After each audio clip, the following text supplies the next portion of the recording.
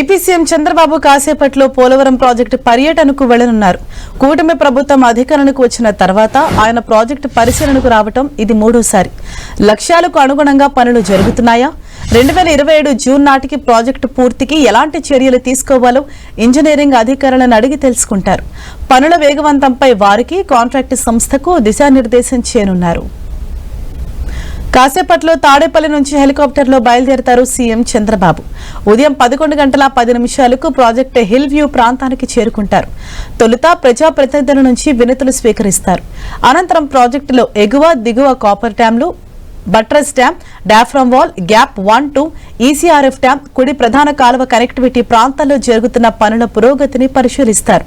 అనంతరం ప్రాజెక్టు కార్యాలయంలో ఇంజనీరింగ్ అధికారులు, మేఘా ఇంజనీరింగ్ ప్రతినిధులతో సమీక్ష నిర్వహిస్తారు. చంద్రబాబు పర్యటనకు సంబంధించి మరింత సమాచారం మా ప్రతినిధి శ్రీనివాస్ మనకు అందిస్తారు. శ్రీనివాస్,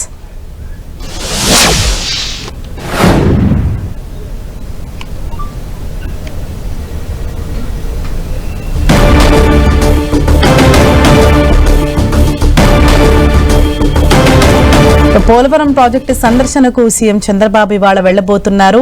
ఈ ప్రాజెక్టును సందర్శించడం ఆయన ఇది మూడవసారి. పనుల వేగవంతంపై అధికారులకు దిశానిర్దేశం చేయబోతున్నారు.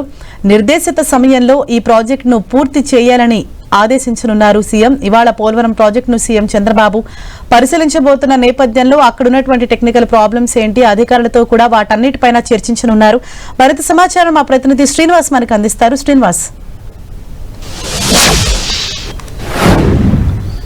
మరికొద్దిసేపట్లో ముఖ్యమంత్రి చంద్రబాబు నాయుడు పోలవరం ప్రాజెక్టుకు చేరుకోనున్నారు. ఉండవల్లి నుంచి కూడా 10 గంటలకు హెలిప్యాడ్లో బయలుదేరి 10:40 నిమిషాలకు ఆయన పోలవరం ప్రాజెక్టుకు చేరుకున్నారు. ముఖ్యంగా పోలవరం ప్రాజెక్టుకు సంబంధించి కూడా ఇక్కడ జరుగుతున్నటువంటి డయాఫ్రమాల్ నిర్మాణ పనులు అయితే కూడా చివరి దశకు చేరుకున్నాయి.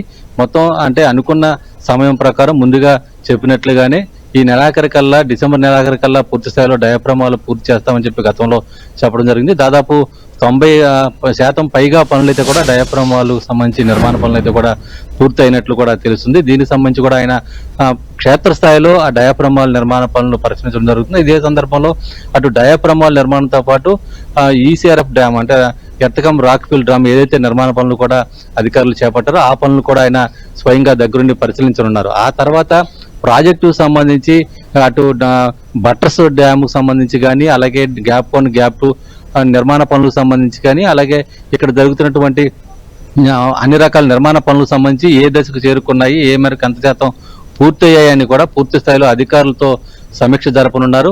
దాదాపు 2 గంటల పాటు ప్రాజెక్టుని ఆయన క్షేత్రస్థాయిలో పరిశీలించున్నారు. స్వయంగా అటు డయాఫ్రమాల్ నిర్మాణ పనులు ఎక్కడైతే జరుగుతున్నాయో డయాఫ్రమాలను ఆయన పరిశీలించనున్నారు. ఇదే సందర్భంలో ఎర్తకం రాక్ఫిల్ డ్యామ్ సంబంధించి నిర్మాణం సంబంధించి పటిష్టంగా గతంలో వివిధ ఇతర ప్రాంత విదేశీ నిపుణుల బృందం కానీ, అలాగే పీపీ అధికారులు కానీ ఇచ్చిన గైడ్లైన్స్ ప్రకారం నిర్మాణ పనులు జరుగుతున్న సందర్భం అయితే కూడా ఉంది. దానికి సంబంధించి అధికారులు మొత్తం పూర్తి స్థాయిలో ముఖ్యమంత్రి చంద్రబాబు నాయుడు దీనికి సంబంధించిన పూర్తి స్థాయిలో వివరాలు అయితే కూడా ఆయనకు తెలియజేయనున్నారు.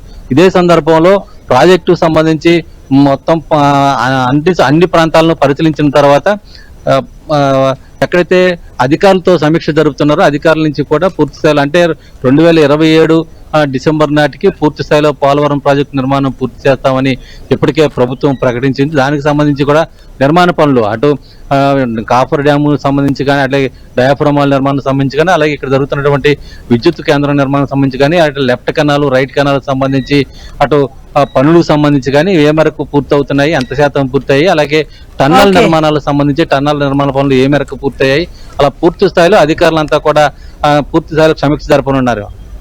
Right, thank you Srinivas.